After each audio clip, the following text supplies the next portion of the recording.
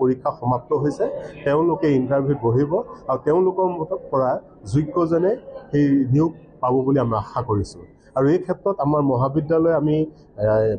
কৃতিপক্ষ আমি সৌভাগ্যশালী বুলি এইকাৰণেই ভাবিছোঁ কাৰণ 11টাকৈ কোম্পানী আমাৰ এই ছাত্ৰ ছাত্ৰীসকলক মকৰল কৰিবলৈ আহিছে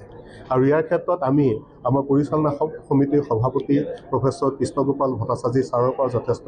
আমি পৰামৰ্শ তথা সহায় সহযোগিতা পাইছোঁ আৰু লগতে আমি ডিষ্ট্ৰিক্ট এমপ্লয়মেণ্ট এক্সচেঞ্জৰ assistant director mister Tariq Choudhury মহোদয়ৰ পৰা যথেষ্ট আমি সহায় সহযোগিতা পাইছোঁ আৰু আমি আশা কৰিম যে আমাৰ এই যি যাত্ৰা সদায় নিৰৱচ্ছিন্নভাৱে আমাৰ ইয়াত যিসকল ছাত্ৰ ছাত্ৰীয়ে অধ্যয়ন কৰিব তেওঁলোকক অন্ততঃ আমি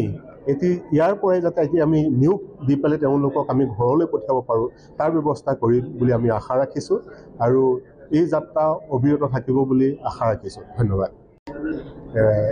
এজ পাৰ NEP 2020 ডাইৰেকশ্যন মতে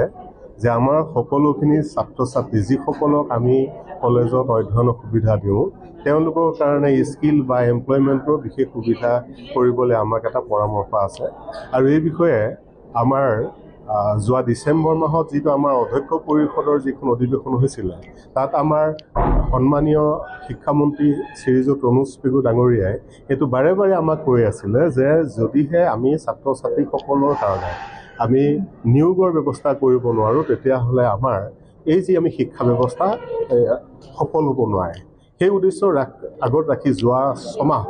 নেৰানেপেৰা প্ৰচেষ্টাত আমি নাৰেংগী আঞ্চলিক মহাবিদ্যালয় প্লেচমেণ্ট চেল আৰু ইফালে লগতে NSS আমি লগ হৈ আমি ডিষ্ট্ৰিক্ট এমপ্লয়মেণ্ট এক্সচেঞ্জ অথৰিটিৰ লগত আমি প্ৰথমতে আলোচনা কৰিছোঁ আসাম স্কিল ডেভেলপমেণ্ট মিছনৰ লগতে আমি আলোচনা কৰিছোঁ আৰু তেওঁলোকৰ লগত আমি আলোচনা কৰি আমি বিভিন্ন কোম্পানীৰ লগত যোগাযোগ কৰি আজি আমি এই প্লেচমেণ্ট ড্ৰাইভ পাতিবলৈ আমি সক্ষম হৈছোঁ ইয়াত আমাৰ মুঠতে আজি